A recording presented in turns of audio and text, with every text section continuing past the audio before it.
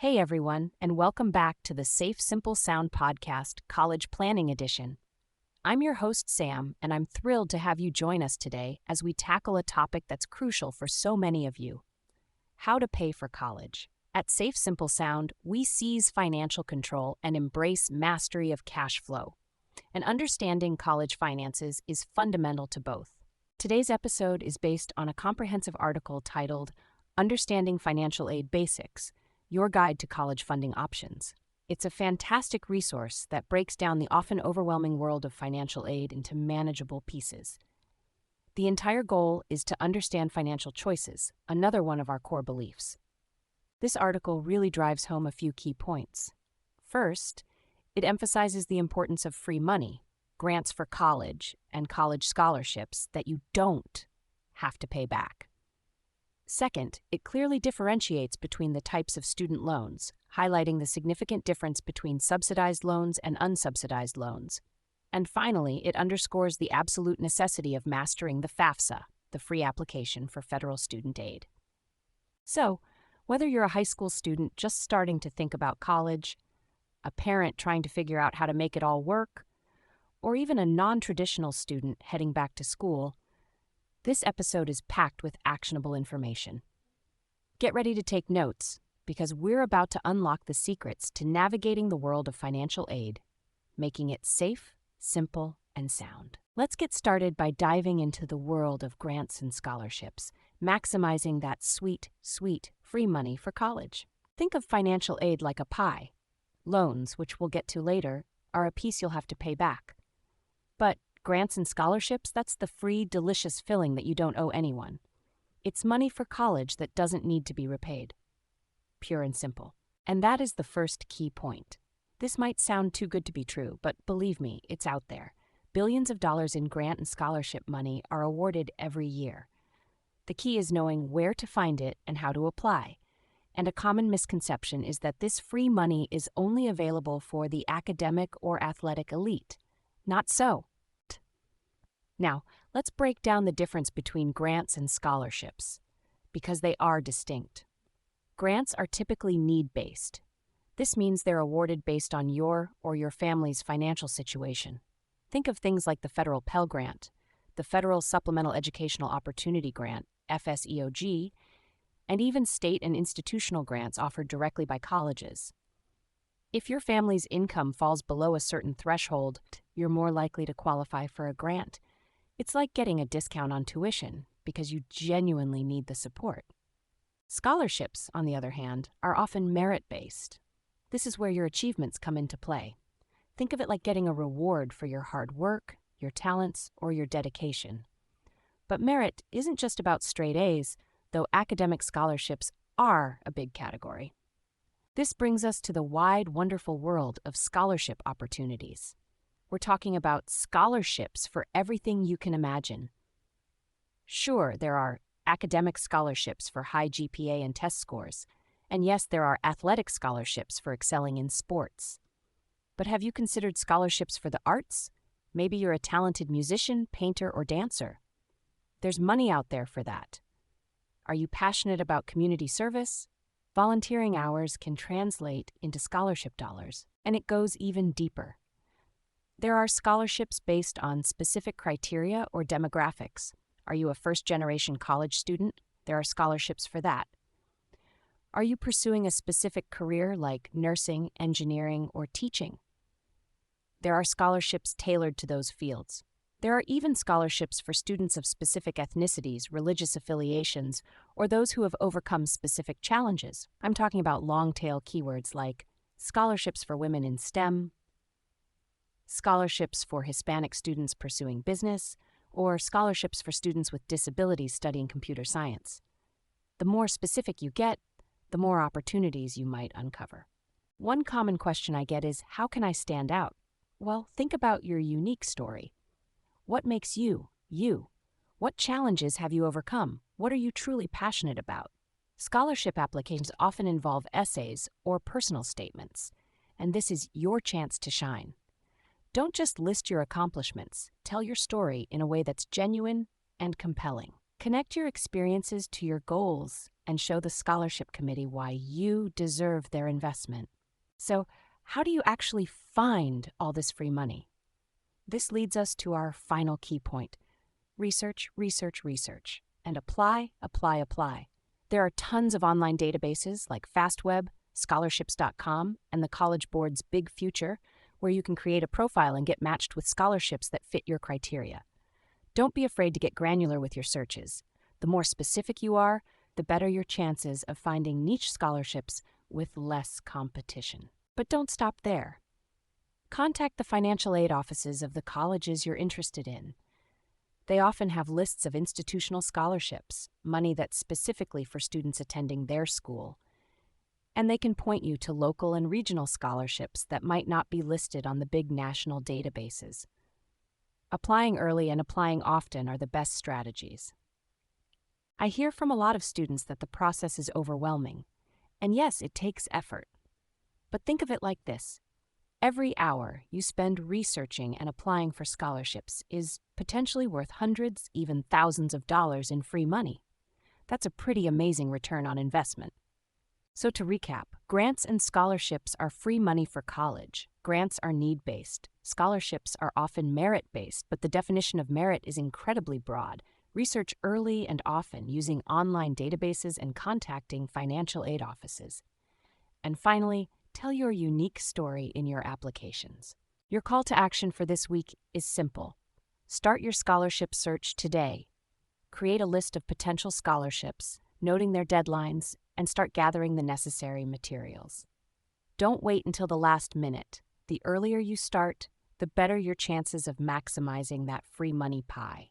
Next up, we'll be tackling the often confusing world of student loans, the part of the financial aid pie that does need to be repaid.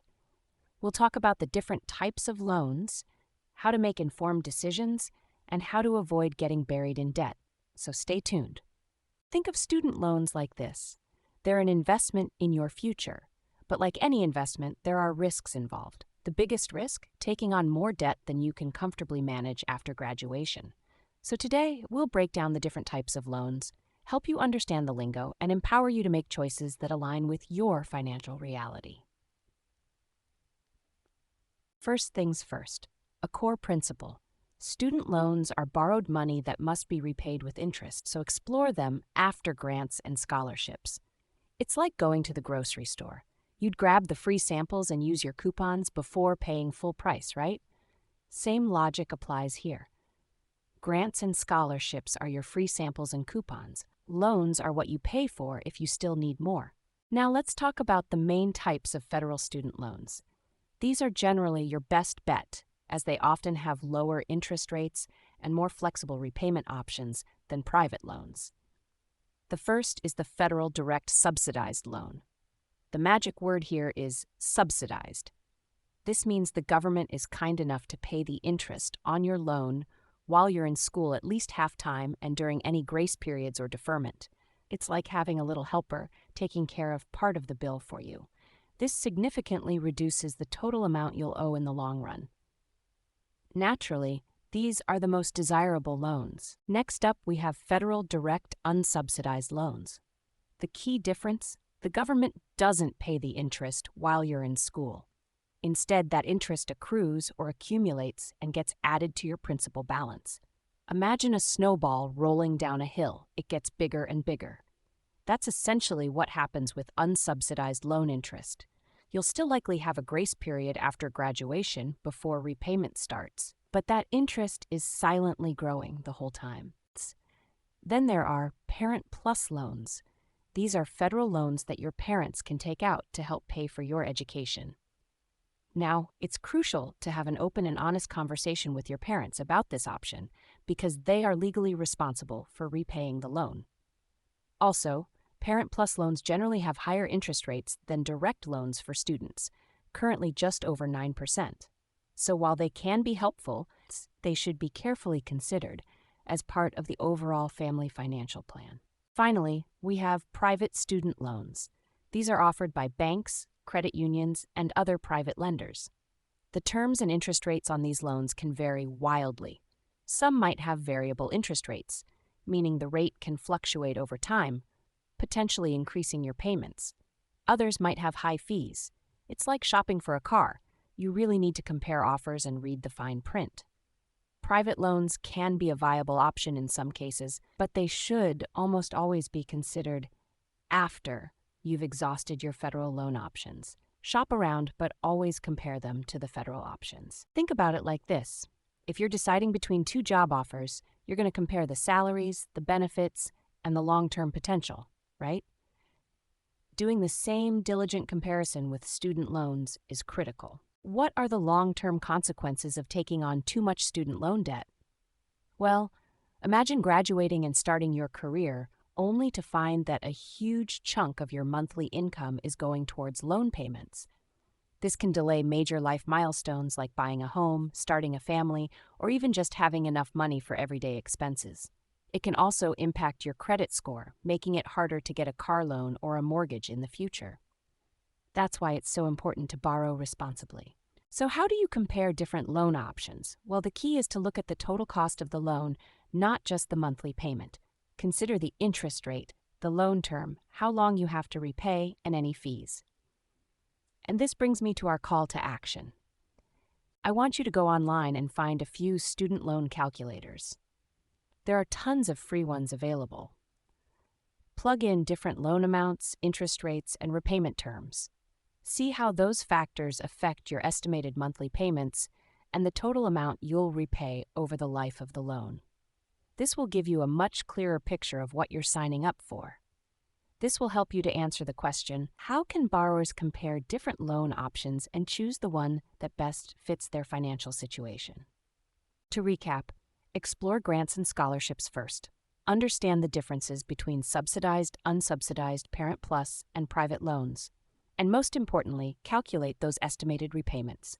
Knowledge is power, and in the case of student loans, it's also financial peace of mind.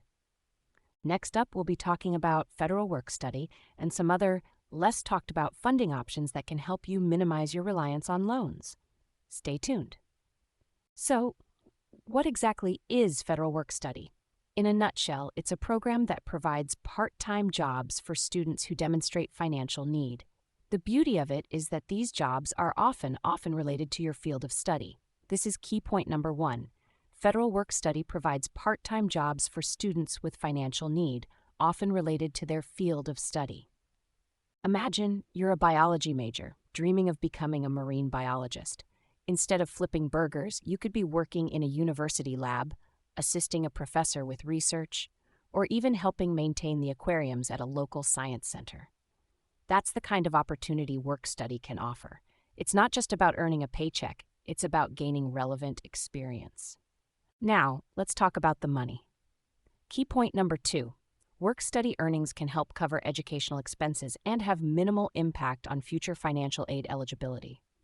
This is a big one. The money you earn through work-study helps pay for things like books, supplies, that much-needed daily coffee, or even part of your tuition. But, and this is important, unlike some other forms of income, work-study earnings are treated differently when it comes to calculating your financial aid for the next year. They have a much smaller impact, meaning you're less likely to see your aid reduced because you worked. Think of it like this. The government wants you to gain work experience and contribute to your education. They're not going to penalize you for it by drastically cutting your future aid. It's a win-win. Beyond the financial benefits, though, there's something even more valuable at play. Work study provides valuable work experience and helps develop professional skills. This isn't just about padding your resume, although it definitely does that. It's about learning how to work in a professional environment, manage your time, collaborate with colleagues, and develop skills specific to your chosen field. For instance, if you're a computer science student, a work-study position in the university's IT department could give you hands-on experience with network administration, software troubleshooting, or even website development. That's experience you can take directly into the job market after graduation. You're building your network of contacts, too. That professor you assisted, they might be a valuable reference down the road. So, how do you find these work-study gems? The best place to start is the financial aid office at the colleges you're considering. They'll have a list of available positions, and they can guide you through the application process. You'll also want to think about your interests and career goals. Don't just take the first job that comes along. Look for something that genuinely excites you and aligns with your future aspirations. This is an investment in your future.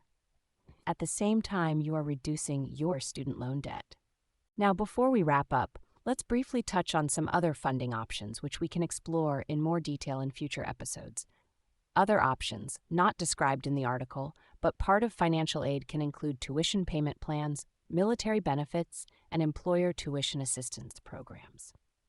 Tuition payment plans allow you to spread out your tuition payments over a semester or even a year, making them more manageable. If you or a family member has served in the military, there are often generous educational benefits available. And if you're already working, check with your employer. Many companies offer tuition assistance programs to help their employees further their education. These are all valuable avenues to explore. So here's your homework, your call to action. Explore work-study opportunities at your prospective colleges and contact the financial aid office for more information. Don't wait until the last minute. Start researching now. And be sure to investigate those other funding options we mentioned too. Every little bit helps. In our next segment, we'll be tackling the all-important FAFSA and CSS Profile, breaking down the application process step by step. You won't want to miss it. Stay tuned. Think of it like this. You're applying for a job, a really important job that will shape your future. The FAFSA and CSS Profile are like your resume and cover letter combined, but for financial aid. They tell colleges about your financial situation so they can determine how much help you need to attend. First up is the big one, the free application for federal student aid, or FAFSA, as everyone calls it. This is the primary application for all federal and most state and institutional financial aid. So if you want any chance at a Pell Grant, federal work study, or those subsidized loans we just talked about, you must fill out the FAFSA. The FAFSA traditionally opens on October 1st of each year. Regardless of the exact date, my advice is to apply as early as possible. Think of it like getting in line for a concert. The earlier you are, the better your chances of getting the best seats, or in this case, the best aid package. Many states and colleges have limited funds, and they often operate on a first-come, first-served basis. Before you even sit down to tackle the FAFSA, get organized.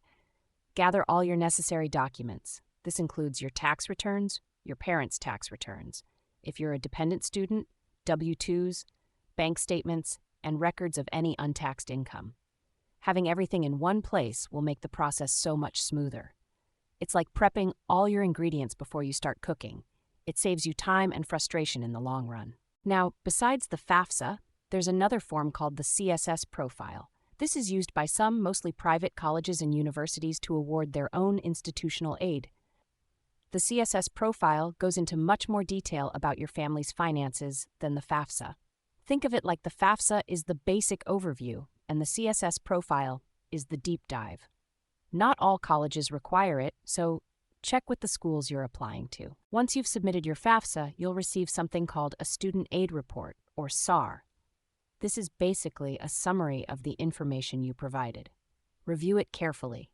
Make sure everything is accurate, and if there are any errors, correct them immediately. It's like proofreading an essay before you submit it. You want to catch any mistakes before they cause problems. One question I get asked a lot is, what are some common mistakes people make on the FAFSA? And honestly, one of the biggest is simply not filling it out at all. People assume they won't qualify for aid, but you might be surprised. Other common errors include incorrect Social Security numbers, typos, and leaving sections blank. Also, families with more complex financial situations, like self-employment or divorced parents, sometimes struggle with reporting their income accurately. For these situations, there are specific instructions on the FAFSA website, and you can always contact the Federal Student Aid Information Center or the Financial Aid Office at your prospective college for help. Don't be afraid to ask questions. Another popular question is, what if a family has a complex financial situation? Well, firstly, be honest and accurate. The FAFSA instructions cover many situations, including self-employment and income from sources other than a typical W-2 job. If your parents are divorced or separated, there are specific guidelines on which parents' information should be reported. The key is to read the instructions carefully and seek help if you're unsure. So, to recap, the FAFSA is your key to unlocking federal and often state and institutional financial aid. Apply early, starting October 1st, and gather your documents beforehand. Some colleges also require the CSS Profile for their own aid, and always review your student aid report. Your action item for today is simple but important. Create your FAFSA ID, which is your username and password for the FAFSA website, and start gathering those required documents. Get ahead of the game, and you'll be much less stressed when it's time to apply. Up next, we're going to talk about building a comprehensive financial aid strategy, putting all these pieces together to create a plan that works for you and your family. We will discuss how parents and students can work together and some alternatives if you do not receive enough financial aid. Think of your financial aid strategy as a roadmap to paying for college. It's not just about filling out one form, it's about developing a multi-pronged approach that maximizes your chances of getting the most assistance possible. And we're here to break that down into 5 easy-to-follow steps. First and foremost, and I can't stress this enough, start planning and research early. The sooner, the better. This isn't something you want to leave until the last minute. This includes the entire family, I mean everyone, students, parents, guardians, whoever is involved in the financial picture. Think of yourselves as a team tackling this project together. Why early? Because deadlines for various grants and scholarships often come way before college application deadlines. Plus, the earlier you understand the landscape, the better you can position yourselves to take advantage of all available opportunities. Secondly, apply for all the free money first.